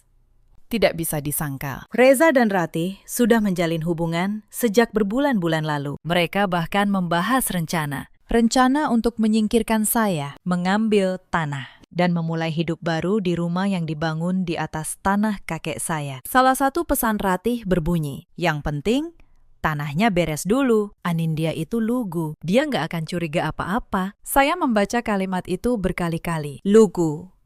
Itulah yang mereka pikirkan tentang saya. Saya tidak menangis malam itu. Air mata saya sudah habis bertahun-tahun lalu. Yang tersisa hanya satu keputusan yang sangat tenang. Saya akan membiarkan mereka berpikir bahwa saya memang selugu yang mereka kira. Saya akan membiarkan mereka melangkah maju, satu persatu, sampai ke tepi jurang yang mereka gali sendiri. Saya menyalin semua pesan itu. Saya menyimpan tanggal, jam, dan setiap kata. Yang membuat saya paling sakit bukanlah pengkhianatan Reza. Saya sudah lama tahu pernikahan ini hanya tinggal nama. Yang menghancurkan saya adalah Ratih. Saya membuka album foto lama di ponsel saya malam itu. Ada foto kami berdua saat wisuda. Ada foto dia menggendong Kayla yang baru lahir. Tersenyum bahagia. Ada pesan-pesan lamanya yang penuh perhatian saat saya sedang terpuruk. Semua kehangatan itu ternyata bisa berubah menjadi pisau. Saya menatap foto-foto itu lama. Lalu satu persatu saya hapus. Bukan karena benci, tetapi karena saya tahu perempuan dalam foto itu sudah tidak ada lagi. Yang tersisa hanya orang asing yang kebetulan pernah saya percaya. Beberapa hari kemudian, Bu Sukmawati mengadakan acara kumpul keluarga besar. Banyak kerabat datang. Di tengah keramaian, dengan suara yang cukup terdengar oleh semua tamu, dia berkata, "Untung keluarga kita masih punya tanah pondok. Itu yang bikin kita terpandang. Coba kalau menantu yang numpang ini sampai berani klaim, malu kita." Beberapa kerabat melirik saya. Saya duduk diam, memegang gelas teh, tersenyum tipis. Di dalam, saya menghitung. Tinggal beberapa langkah lagi. Wulan menambahkan dengan keras, "Iya, Bu, Mbak Anindya kan cuma menantu. Mana ngerti soal tanah. Biar laki-laki yang urus." Reza, di sudut ruangan, tertawa kecil bersama mereka. Tertawa di depan istrinya sendiri. Saya hanya berkata dalam hati, "Tertawalah selagi bisa." Puncaknya datang 2 minggu kemudian. Suatu malam, saya pulang kerja dan menemukan koper saya sudah dikeluarkan dari kamar, tergeletak di teras. Di ruang tamu, duduk Reza. Ibunya, Wulan, dan Ratih. Ya, Ratih, sahabat saya. Duduk di sofa rumah itu, seolah dialah nyonya rumah yang baru. Reza berdiri.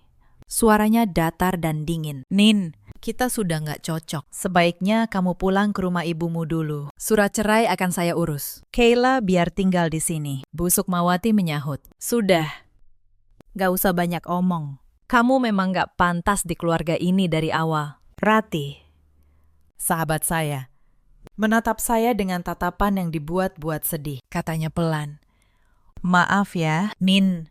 Kadang hidup memang begini." Saya berdiri di ambang pintu, menatap mereka berempat satu persatu. Hati saya seharusnya hancur, tetapi anehnya saya merasa sangat tenang karena saya tahu sesuatu yang tidak mereka tahu. Mereka mengira sedang mengusir saya dari rumah mereka, padahal mereka sedang berdiri di atas tanah yang setiap jengkalnya atas nama saya. Saya hanya berkata, "Baik, saya pergi." Tapi Kayla ikut saya. Saya menggandeng tangan anak saya, mengambil koper, dan keluar tanpa menoleh. Di belakang saya, terdengar tawa kecil mereka. Mereka pikir mereka menang. Malam itu, saya dan Kayla menginap di rumah ibu saya. Setelah menidurkan Kayla, saya menelpon satu nomor yang sudah lama saya simpan. Nomor Pak Tono, paman saya, sang notaris. Pak Tono mengangkat telepon, meski sudah larut. Suaranya yang berat menenangkan saya. "Anindya, ada apa?" "Dek, kamu menangis." "Tidak, Paman," jawab saya.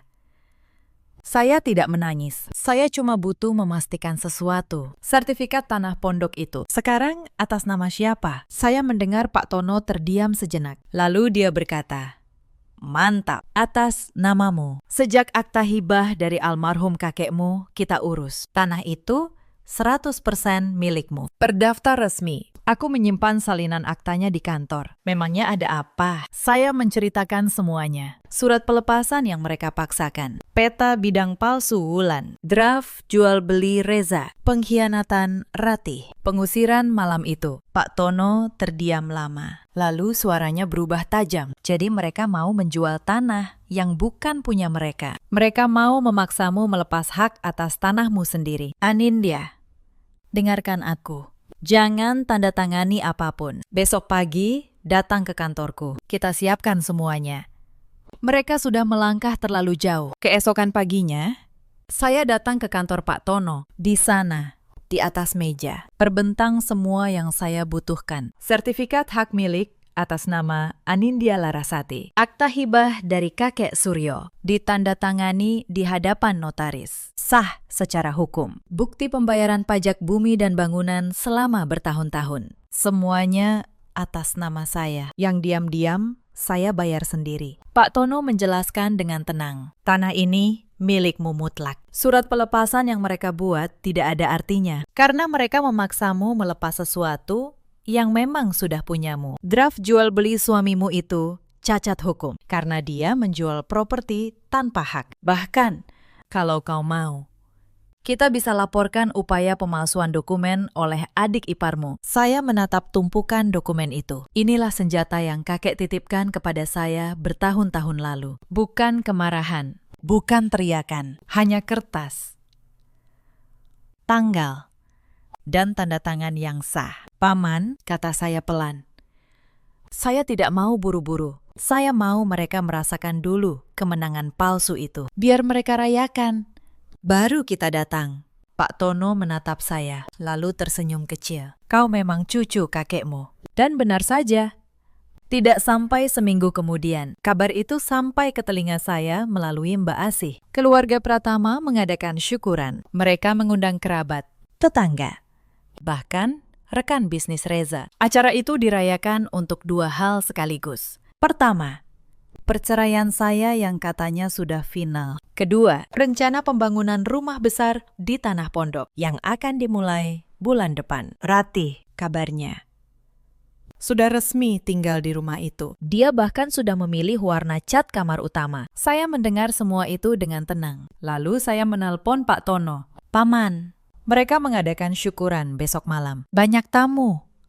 Saya rasa itu waktu yang tepat. Pak Tono menjawab, aku akan bawa salinan resmi semua dokumen. Aku juga akan minta rekan dari Badan Pertanahan ikut, supaya tidak ada yang bisa berkilah. Kita datang bukan untuk membuat keributan. Ndek, kita datang membawa kebenaran di atas kertas. Malam syukuran itu, rumah keluarga Pratama bermandikan cahaya. Lampu-lampu dipasang di sepanjang teras. Meja panjang penuh dengan rendang, opor, dan kue-kue. Tamu berdatangan, memberi selamat. Bu Sukmawati mengenakan kebaya terbaiknya, berkeliling menyapa tamu dengan wajah berseri. Wulan sibuk berfoto. Reza berdiri di tengah ruangan, dengan Ratih di sisinya, menyambut tamu, seolah mereka pasangan yang baru saja memenangkan hidup. Di tengah keramaian itulah, tepat ketika Bu Sukmawati mengangkat gelas untuk berpidato, pintu pagar terbuka. Saya masuk. Di belakang saya, Pak Tono dengan map kulit hitamnya dan seorang pegawai Badan Pertanahan berseragam rapi. Suasana langsung berubah. Tawa berhenti. Tamu-tamu saling pandang. Bu Sukmawati menurunkan gelasnya. Wajahnya berubah masam. Mau apa kamu kesini? Tanyanya tajam. Sudah bukan keluarga, masih berani datang. Saya tersenyum tenang. Saya datang justru karena ada urusan keluarga. Soal tanah pondok yang sedang kalian rayakan ini. Reza melangkah maju. Wajahnya gusar. Nin, jangan bikin malu. Tanah ini sudah jelas. Pulanglah. Pak Tono maju selangkah. Suaranya berwibawa memenuhi ruangan. Maaf, saya Tono, notaris. Saya rasa ada baiknya semua yang hadir mendengar ini. Karena banyak dari Bapak dan Ibu di sini. Saya dengar. Diundang untuk merayakan tanah yang sebentar lagi akan dibangun. Saya membuka map saya. Lembar pertama saya angkat tinggi-tinggi agar terlihat semua. Ini, kata saya, sertifikat hak milik tanah pondok. Tolong dibaca. Atas nama siapa? Seorang kerabat yang berdiri dekat mencondongkan badan, membaca. Lalu bergumam. Anindya Larasati. Hening sejenak. Lalu, bisik-bisik mulai menyebar. Bu Sukmawati merebut kertas itu dari pandangan. Matanya membaca cepat. Wajahnya yang tadi berseri, perlahan memucat. Ini pasti palsu, katanya. Suaranya mulai goyah. Pegawai Badan Pertanahan angkat bicara dengan tenang. Mohon maaf, Bu, sertifikat ini terdaftar resmi di sistem kami. Tanah pondok dengan nomor bidang ini sah atas nama Ibu Anindya Larasati sejak akta hibah dari almarhum Bapak Suryo. Tidak ada pelepasan, tidak ada peralihan ke pihak lain. Kami sudah memverifikasi sebelum datang. Wulan melompat berdiri. Tidak mungkin. Itu warisan bapak kami. Saya punya suratnya. Saya mengeluarkan kertas kedua. Maksud kamu surat ini?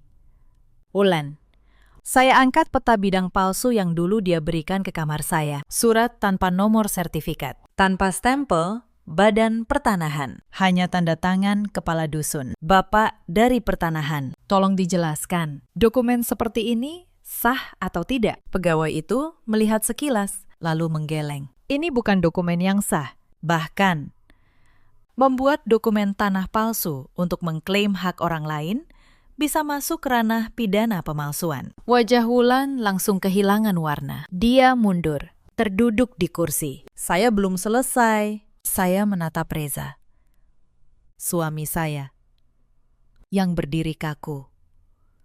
Dan ini, kata saya, mengeluarkan lembar ketiga, draft perjanjian jual beli sebagian tanah pondok kepada pengembang.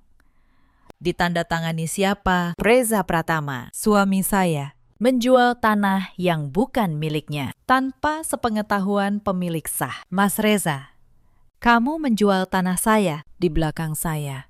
Tamu-tamu mulai berbisik makin keras. Beberapa menggeleng. Wajah Reza memerah, lalu memutih. Dia membuka mulut, tetapi tidak ada kata yang keluar. Bu Sukmawati mencoba menyelamatkan keadaan. Anindya, ini kan masih keluarga. Bisa dibicarakan baik-baik. Tidak usah dibesar-besarkan di depan tamu. Saya menatapnya. Untuk pertama kalinya dalam 7 tahun. Saya menatap matanya tanpa menunduk. Bu, kata saya pelan.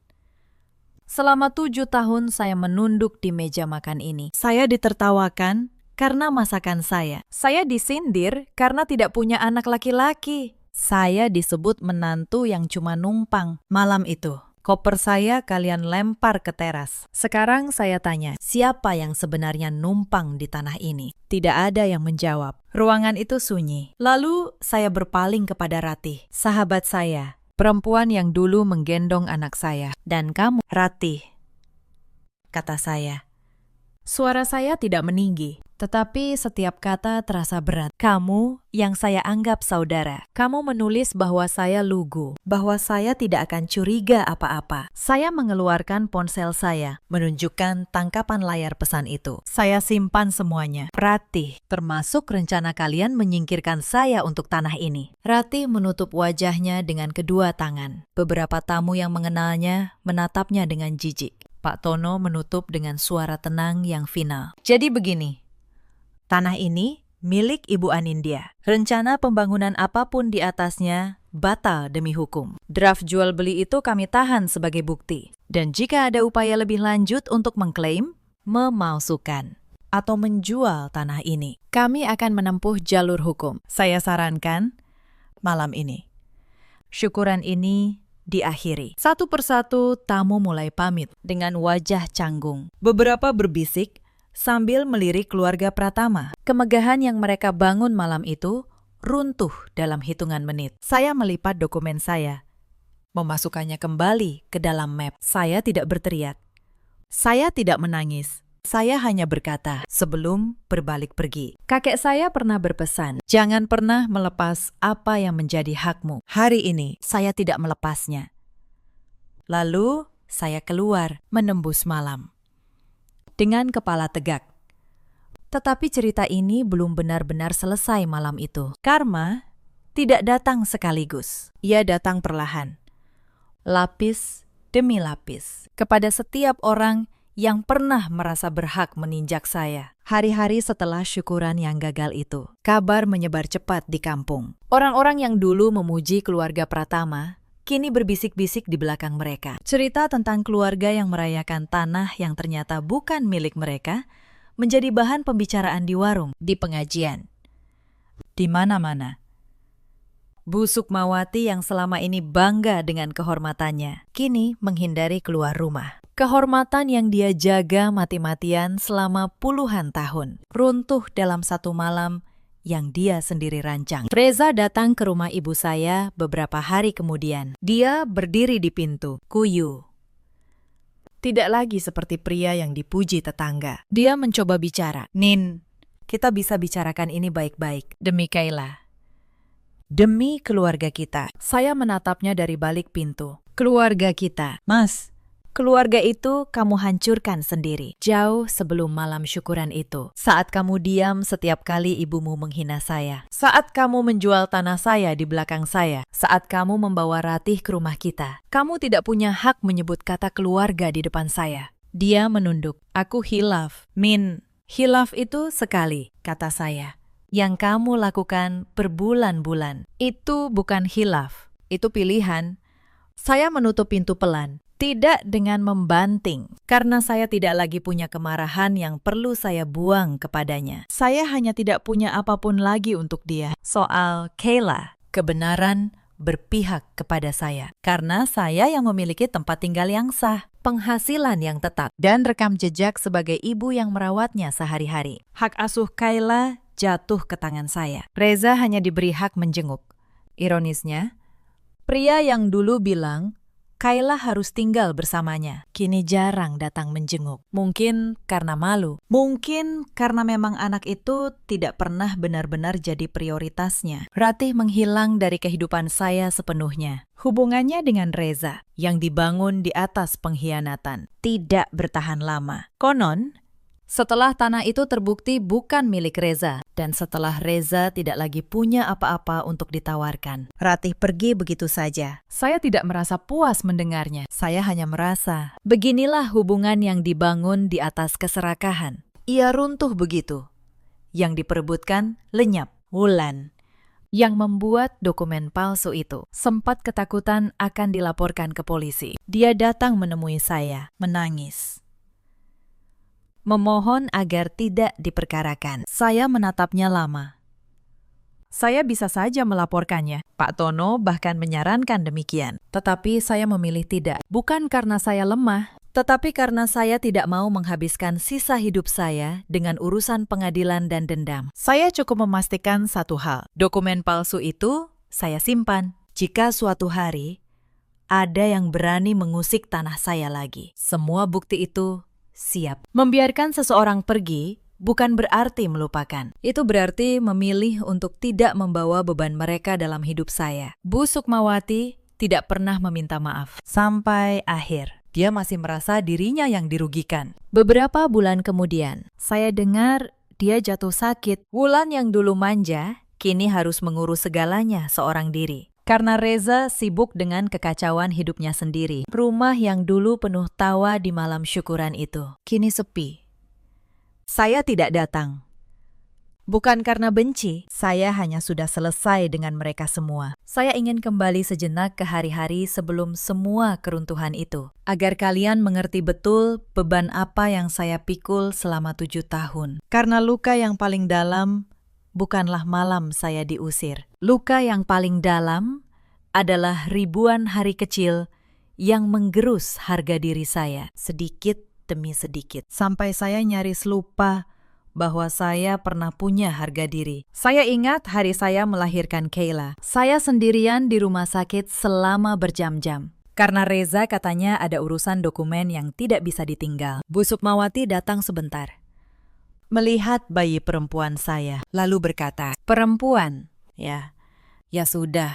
Mudah-mudahan yang berikutnya laki-laki." Itu kalimat pertama yang dia ucapkan saat melihat cucunya yang baru lahir. Bukan ucapan syukur, bukan doa untuk kesehatan, hanya kekecewaan yang dibungkus harapan. Saya memeluk Kayla erat-erat malam itu dan berjanji dalam hati, anak saya tidak akan pernah merasa kurang berharga hanya karena dia perempuan. Tidak akan pernah. Saya ingat hari ulang tahun pernikahan kami yang kelima. Saya memasak sepanjang sore, menyiapkan meja, berharap setidaknya malam itu kami bisa menjadi keluarga yang biasa. Reza pulang larut bersama ibunya dan Wulan, membawa rombongan tamu dadakan. Tidak ada ucapan selamat, tidak ada yang ingat. Bu Sukmawati malah mengomel karena saya tidak memasak cukup banyak untuk tamu yang tidak saya undang. Malam itu saya makan sisa di dapur sendirian.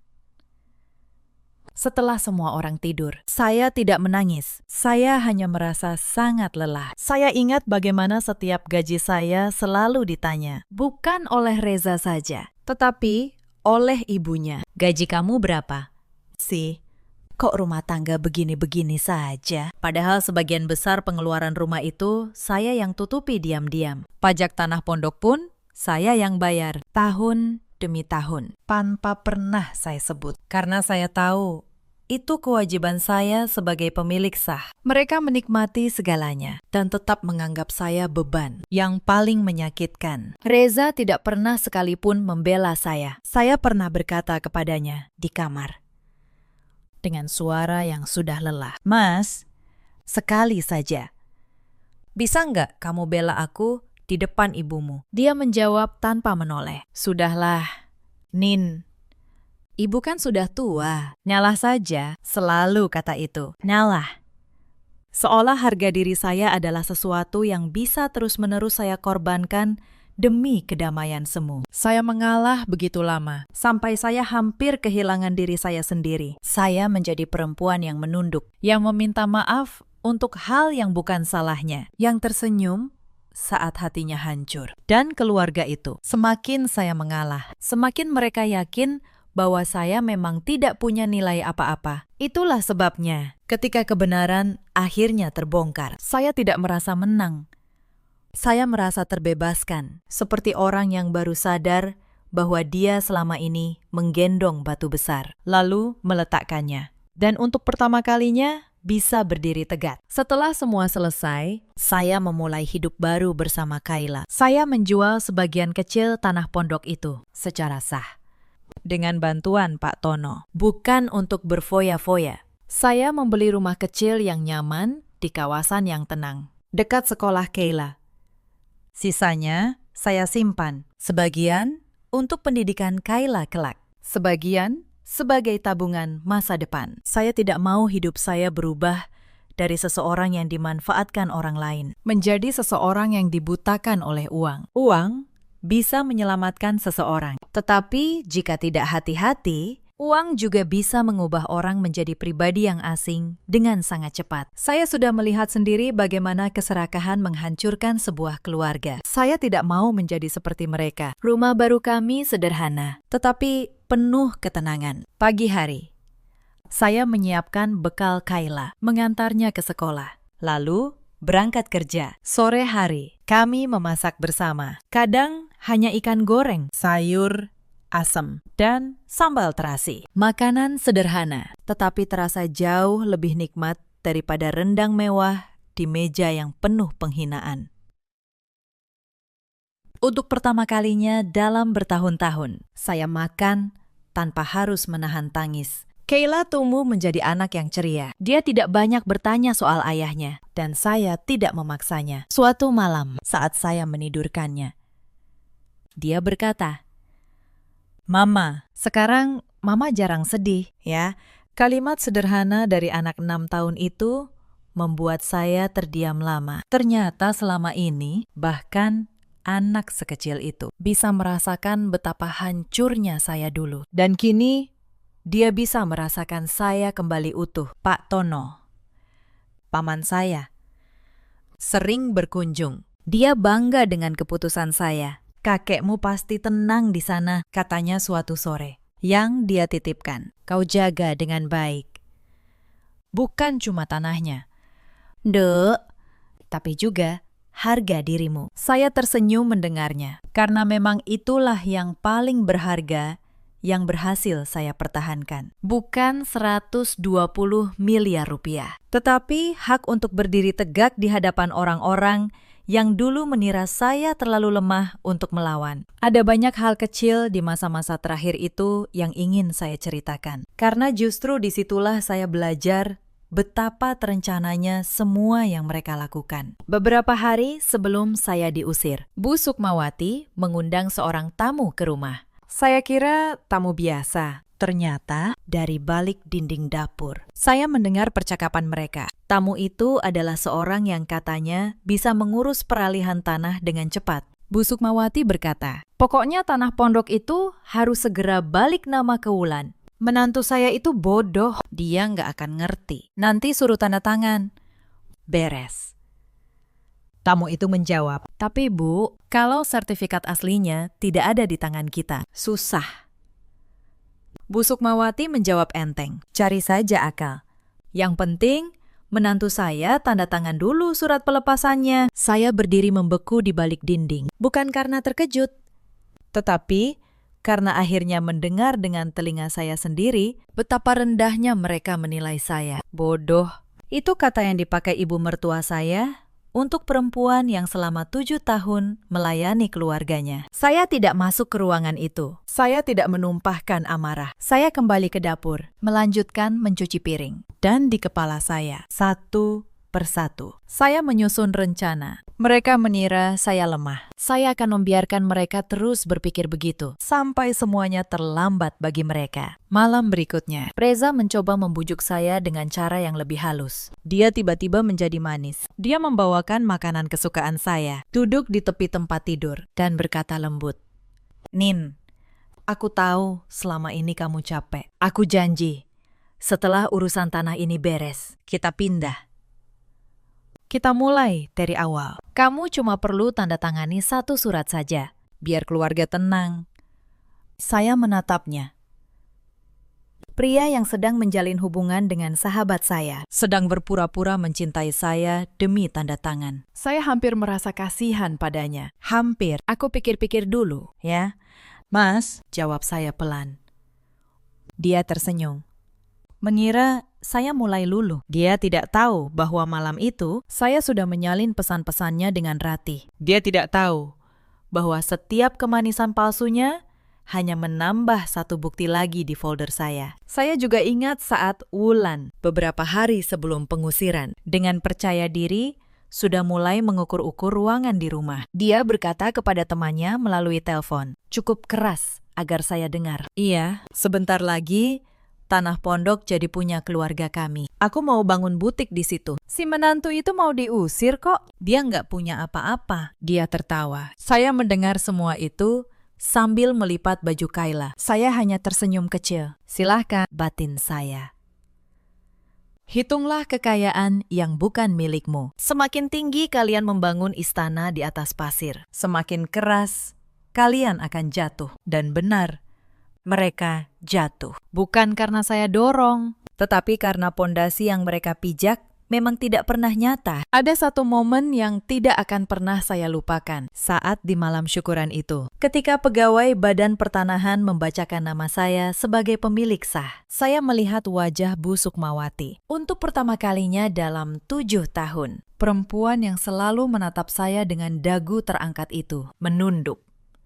Tangannya yang tadi memegang gelas dengan gagah, kini gemetar. Dunia yang dia bangun di atas penghinaan terhadap saya runtuh, tepat di hadapan orang-orang yang ingin dia kesankan. Saya tidak merasa puas. Saya pernah membayangkan, kalau hari pembalasan itu tiba, saya akan merasa menang. Mungkin akan tertawa. Ternyata tidak. Saya hanya merasa sedih yang aneh. Sedih karena 7 tahun hidup saya dihabiskan untuk orang-orang yang tidak pernah menganggap saya berharga. Sedih karena cinta dan kepercayaan yang saya berikan dibalas dengan rencana untuk menyingkirkan saya. Tetapi di balik kesedihan itu, ada kelegaan yang dalam, karena akhirnya saya bebas. Sebelum saya menutup kisah ini, ada satu hari yang harus saya ceritakan utuh. Hari ketika saya nyaris menyerah dan hampir menandatangani surat yang akan menghancurkan masa depan anak saya. Hari itu, tekanan dari keluarga Pratama mencapai puncaknya. Bu Sukmawati pura-pura sakit, berbaring di kamar, dan menyuruh Wulan memanggil saya. "Ibu mau ngomong sama kamu," kata Wulan dengan wajah penuh drama. Saya masuk ke kamar itu. Bu Sukmawati berbaring lemah. Suaranya dibuat parau. "Anindya," katanya. "Ibu sudah tua. Ibu cuma mau melihat keluarga ini damai sebelum ibu menyusul bapakmu. Kamu tanda tangani surat itu, ya? Demi ketenangan ibu. Apa susahnya buat kamu? Toh kamu memang nggak punya hak apa-apa atas tanah itu." Reza berdiri di samping, menambahkan. "Iya, Nin. Kasihan ibu, tanda tangan saja." Saya berdiri di sana, memegang pena yang disodorkan Wulan dengan surat pelepasan di atas meja. Sejujurnya, saat itu ada bagian dalam diri saya yang lelah. Bagian yang berkata, "Sudahlah, tanda tangani saja, supaya semua ini berhenti. Bagian yang sudah terlalu lama terbiasa mengalah. Tetapi saat pena itu hampir menyentuh kertas, saya teringat dua hal. Pertama, suara kakek saya. Jangan pernah tanda tangan apapun tanpa berpikir. Kedua, wajah Kayla, anak saya, yang masa depannya ada di atas tanah ini. Saya meletakkan pena itu kembali. Saya berkata, "Maaf, Bu, saya tidak bisa tanda tangani surat yang tidak saya mengerti sepenuhnya. Saya mau konsultasi dulu." Wajah Bu Sukmawati yang tadi pura-pura lemah seketika berubah keras. "Konsultasi apa? Kamu nggak percaya sama keluarga sendiri?" Suaranya tidak lagi parau. Sandiwara sakitnya runtuh dalam sekejap. Saat itulah saya benar-benar yakin. Mereka tidak pernah menganggap saya keluarga. Mereka hanya menganggap saya hambatan yang harus disingkirkan dengan secari kertas. Saya keluar dari kamar itu dengan tangan yang masih gemetar, tetapi dengan keyakinan yang jauh lebih kuat. Hampir saja saya menyerahkan segalanya karena rasa lelah dan kasihan yang dimanipulasi. Sejak hari itu, saya tidak pernah lagi ragu. Dan tentang Mbak Asih, perempuan baik yang memberitahu saya kebenaran. Saya tidak melupakannya. Dialah satu-satunya orang di rumah itu yang masih punya nurani. Dia mempertaruhkan pekerjaannya untuk membisikkan kebenaran kepada saya. Setelah semuanya selesai, ketika Mbak Asih akhirnya berhenti bekerja dari keluarga Pratama, karena rumah itu tak lagi mampu menggajinya, saya menawarinya pekerjaan, bukan sebagai pembantu, tetapi sebagai orang yang membantu menjaga Kayla saat saya bekerja, dengan upah yang layak dan rasa hormat yang pantas dia terima. Dia menangis saat saya menawarinya. "Bu Anin baik sekali," katanya. Saya menjawab, "Mbak yang baik.